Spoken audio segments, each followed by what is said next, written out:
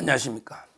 이번에는 이제 좀 색다른 깊이 있는 좀 색다른 분석인데, 이재명이를 보면서 이제 오늘날 어떻게 이재명이가 일극 체제가 이런 말 들을 정도로 야당의 독보적인 지도자로, 야당의 독보적인 대선 주자로 떴느냐, 이걸 이제 근본부터 한번 고민을 많이 해봤어요. 실제 이제 이재명하고 경쟁자들이 많이 있었거든요. 그런데 대표적으로 이제 범죄, 사법 리스크로 거의 이제 몰락했어요. 근데 이재명이는 훨씬 더 사법 리스크가 많았는데 아직까지도 이게 살아남아서 야당의 일극 체제가 됐다. 그 이유가 뭘까? 이게 요즘 제가 고민을 많이 해본 이런 데 화두입니다. 예를 들어 보면 대표적으로 이제 안희정, 그 다음에 박원순, 그리고 이제 김경수, 이런 데 이재명보다 훨씬 잘 나가던 이런 데 대선 주자들이 있었거든요. 근데 한 사람 한 사람 전부 사법 리스크로 자멸한 거예요. 근데 이재명이가 훨씬 더 사법 리스크가 많은데 이재명은 이제 아직도 버티고 있잖아요. 이 이유가 뭔가? 이런 데 문제입니다. 처음엔 이제 대표적으로 안희정은 이게 훨씬 잘 나갔어요. 이재명보다. 옛날에 문재인, 안희정, 이재명 경선할 때 이재명보다 2배 더 얻은 차기 주자는 이제 무조건 안희정이다. 이 정도로 잘 나갔는데 한순간에 사법 리스크로 몰락했죠. 바로 이제 수행비서, 성폭력, 위력에 의한 이제 간음, 이 성문제로 징역 3년 받고 이제 완전히 몰락해버렸잖아요. 지금까지 몰락했잖아요. 야, 한순간에 이재명보다 훨씬 잘 나갔는데 따져보면 이게 강간이라고 보기에도 어렵고 1심에서는 무죄가 나왔거든요. 근데 2심부터 유죄가 나와서 결국은 이제 징역 3년 실형받고 몰락한. 진짜 이제 강간이라고 좀 보기 어렵죠. 옛날에 치면 간통죄가 있으면 안희정의 부인이 오히려 간통으로 고소했으면 안희정이하고 이제 김지현 씨가 처벌될 수도 있는, 오히려 이제 그런 상황인데, 근데 강간으로 정치 생명이 끝났다. 안희정이가 이재명보다 훨씬 잘 나갔죠. 그 다음에 두 번째 예를 들어 보면 박원순도 이제 이재명보다 잘 나갔다 봐야죠. 왜? 서울시장이니까. 서울시장하고 이 성남시장하고 비교는 됩니까? 박원순가 서울시장을 몇 번 했냐고. 성남시장하고 비교됩니까? 그리고 이제 참여연대부터 좌파들 내에 그 잘 나가던 박원순이도 결국에 여성 문제죠. 성추행, 성희롱, 이런 데 사법 리스크로 한순간에 극단적인 선택으로 경쟁자가 사라져버린 거예요. 참 이게 아이들, 그리고 이게 김경수, 바둑이도 이제 김경수도 한때는 이제 김대중 때도 인연이 있지만 노무현의 마지막 비서관, 문재인 때 또 잘 나갔죠. 도지사까지. 그래서 이제 노무현, 문재인이 황태자다 이랬는데 더루킹 한순간에 징역 2년 받고 몰락해버렸잖아. 지금 이제 복권 받았지만 앞으로 봐야 되지만 몰락해버렸잖아요. 한순간에 사법 리스크 하나에 3명이 다 사법 리스크로 이재명보다 훨씬 잘 나가던 경쟁자들이 몰락했다. 근데 이재명이는 대장동부터 재판받는 게 지금 몇 개입니까? 10몇 개 아닙니까? 근데 위태위태하게 어떻게든 살아남았잖아요. 옛날에 경기도에서 할 때 선거법도 대법원까지 거의 죽기 직전까지 벌금 300만 원 갔다가 살아남았잖아요. 그러면 왜 안희정, 박원순, 김경수는 한 방에 사법 리스크에 정치 생명이 끝나버렸는데 이재명이는 훨씬 더 사법 리스크가 크고 훨씬 더 많았는데 어떻게 살아남았냐. 이게 이제 제가 많은 고민을 해본 거죠. 그래서 제가 얻은 결론은 4가지 정도로 요약이 될 것 같아요. 4가지로. 첫째는요, 이재명이는 이제 분신들을 여러 명 만들어놨어요. 대표적인 게 정진상이죠. 정진상에는 이제 아예 자기만 만나지 이재명을 직접 못 만나게 하는, 자기가 이게 다 이재명을 방어막을 치준 딱 비서실에 있어서 이쪽으로 정진상이가 대표적인 분신 방탄이죠. 그 다음에 김용희가 있죠. 언론이나 김용. 그리고 이제 북한 문제는 이화영이가 있고, 이런 식으로 각 분야별로 전부 밑에 부하 직원들한테 떠넘길 수 있는 분신들, 이런 이제 다 방어막들을 한 명씩 치놨잖아. 그러니까 이제 그 사람들 계속 꼬리 잘라서 지금 이게 다 구속됐죠? 정진상, 김용, 이화영, 그다음에 김인석, 전부 이게 구속됐잖아요. 근데 이재명이 아직 구속 안 됐잖아요. 그게 바로 분신들. 근데 안희정이나 박원순이나 김경수는 그런 게 없었잖아요. 그게 첫째 차이다. 분신들을, 그러니까 이재명이 아주 철저하게 방어막 조심하면서 분신들, 자기 손에 범죄 흔적 안 남기려고 많이 했다 이거죠. 첫째.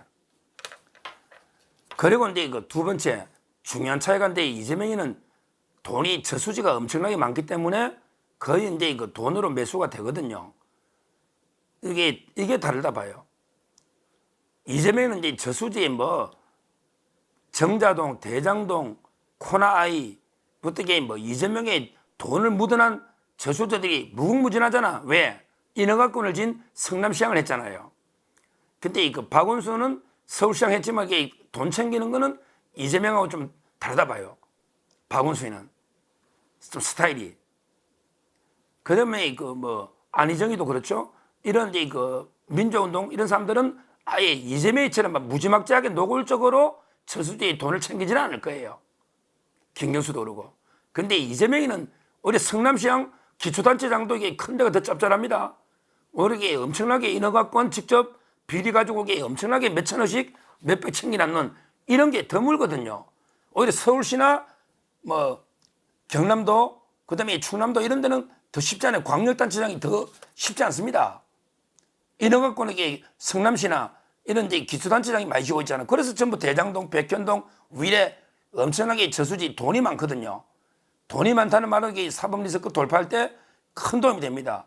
왜냐하면 웬만한 건 돈으로 덮을 수가 있거든요. 덮을 수가 있잖아요. 안희정도 속된 말로 덮으려면 어떻게든 잘 해줘가지고 막아서야지. 어떻게든. 그 마찬가지 박원순이도 그럴 거예요. 전부.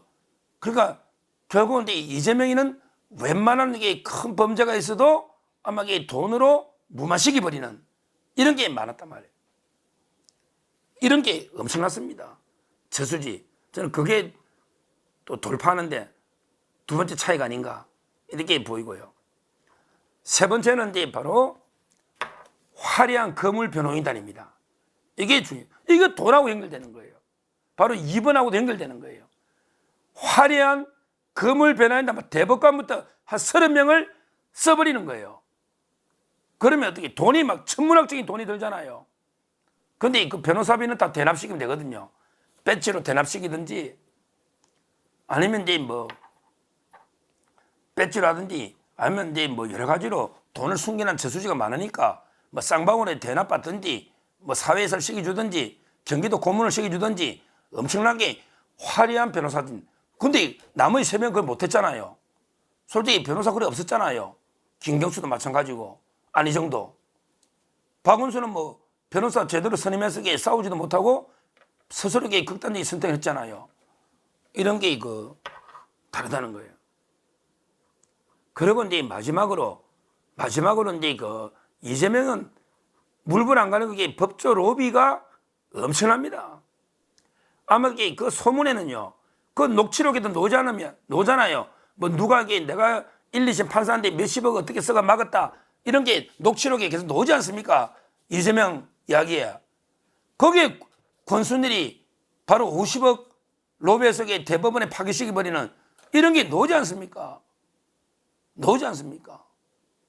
어떻게든 이렇게 로비를 해서 검사든 법원이든 특히 법원 로비인 거는 많이 나오거든요. 녹취록이나 정은이. 그러면 이게 무자비하게 돈을 써서 어떻게든 살이 된다. 근데 안희정이나 김경수는 어떻게 무자비하게 돈을 써서 어떻게 재판해요? 그런 돈도 없잖아요. 그래서 결론적으로 제가 보기에 이재명이는요, 왜 다른 경쟁자들은 한 방에 다 무너지는데 이재명이는 끝까지 버텨가지고 사법인식을 어떻게 살아남았나? 이걸 곰곰이 생각해 보면 일단 이게 가능하면 자기 손에 피 안 묻히려고 분신들을 이용해서 이게 분야별로 꼬리 자르는 게 가능했다. 이거 하나. 그리고 이제 두 번째는 엄청나게 인허가 하면서 돈이 많았기 때문에 웬만한 거는 이게 돈으로 무마시게 나가는 이런 걸로 이게 한마디로 이게 유전무죄고 무전유죄다. 이 말이죠. 저수지들. 그게 이제 드러난 게 세 번째, 바로 이제 화려한 변호인단, 거물급 변호인단인데, 그는 이제 돈도 있고, 그 외에 뭐 배지라든지 또는 인허가권 여러 가지로 이게 대납을 하는 이걸로 이게 엄청난 변호인단, 그 다른 사람이 30명씩 변호인단 구성한 거는 더 멀거든요. 불가능하단 말이에요. 이게 있었다. 그리고 마지막으로 판사들에 대해서 이게 엄청난 로비가 있었다. 이게 다 돈하고 연결되는 거죠. 거기에 대표적인 권순일부터 엄청난 로비가 있었다. 이걸로 이제까지 이재명이가 버티고 살아남았다. 이렇게 저는 네 가지로 분석하고요. 그러면 결론적으로 중요한 게 앞으로도 이게 계속 통할까요? 앞으로도 이게 통할까요? 왜냐? 이제 분신들 다 구속됐습니다. 이제 정진상, 김용, 이화영, 김인석 다 구속됐습니다. 이제 부인까지 김혜경까지 기소되고 배소연까지 처벌됐습니다. 이제 분신이 누가 있을까요? 먼저 남아있는 분신 하나 있죠. 김현지, 현지궁, 김현지 보좌관. 이 정도가 꼬리 자를 용도로 뭐 쓸지 모르지만 이제 분신이 없다. 첫째. 그래서 이게 이제까지와 다르다. 그 다음에 저수지들 이제 거의 많이 검찰이 막았죠. 대장동부터 백현동 많이 막았어요. 아직도 일부 있을지 모르지만 그렇게 돈 흐름이 검찰이 주시하고 있기 때문에 쉽지 않다. 그리고 이제 변호사비 대납도 이제 뭐 총선도 끝났고 이제 주시하고 있기 때문에 거물급의 변호인단 구성이 상당히 어려울 거다. 어려울 거다. 이렇게 보이고요. 그 다음에 마지막으로 판사들 로비, 특히 신진우 판사나 이런 데 젊은 판사들한테 로비가 통할까요? 근데 뭐 저는 통하기 어렵다고 이제 봅니다. 뭐 판사 협박이나 겁박은 몰라도 이제까지 식으로 이렇게 권순일처럼 로비하는 이런 거는 이게 어렵다. 이렇게 보고 있습니다. 갈수록 이재명에 대해서 이제 우리가 워낙 감시나 수사기관의 수사망이 많이 좁혀져 있거든요. 거의 뭐 일거수일투족을 다 감시한다고 봅니다. 따라서 이제 이재명이 앞으로 이게 남아있는 재판과 남아있는 수사에 빠져나가기는 어렵다. 지금까지는 안희정이나 박원순이나 김경수와 달리 그 사람들은 한 방에 무너졌는데 이재명이 열몇 번이나 이렇게 요리조리 이제까지는 이게 수단 방법 안 가리고 지새끼처럼 이렇게 계속 빠져나왔지만 앞으로 아직 남은 것들 재판이 11개 아직 남아있고 수사도 많이 남아있기 때문에 앞으로는 계속 지금처럼 빠져나가기 어렵다. 이럴 때 쓰는 말이 사필 규정입니다. 사필 규정. 결국은요. 결국은 이제 정의는 승리합니다. 결국 진실이 승리합니다. 정의와 진실이 승리합니다. 이재명에게 어떻게든 그 범죄를 감추려고 해도 끝내 드러날 수밖에 없고 언젠가는 자기가 지은 죄에 상응하는 처벌을 받을 수밖에 없다. 이렇게 분석하기 때문에 뭐 지금까지 하고 아마 다른 상황이 될 것이다. 이렇게 보고요. 저도 더 철저하게 이재명의 모든 사법리스크 돌파 이런 꼼수에 대해서는 제가 제대로 분석 감시해서 저도 계속 말씀드리도록 하겠습니다. 감사합니다.